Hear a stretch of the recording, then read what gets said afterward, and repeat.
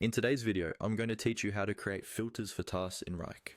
This will help you quickly find exactly what you need, especially when you're working with long project lists or complex workspaces. Let's start from your main tasks view in Wrike. Once you're looking at your list of tasks, direct your attention to the top area of the screen. There, you'll see an option labeled Filter above your task list. This is the main control you'll use to narrow down what you see. Go ahead and click on the Filter button. As soon as you do, a panel or drop-down will appear with several filtering options.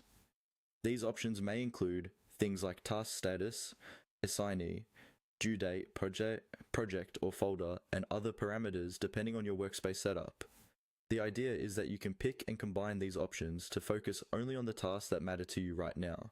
For example, you might want to see only tasks that are currently active, or only tasks assigned to you, or only tasks due this week. To do that, simply select the appropriate filters from the panel. When you choose a filter, Wrike will automatically update the task list, hiding anything that doesn't match what you selected. This gives you a much cleaner and more targeted view. Take a moment to experiment with a few different combinations. Try selecting a status, then add an assignee, and maybe even a specific date range. You'll notice how your task list keeps adjusting in real time.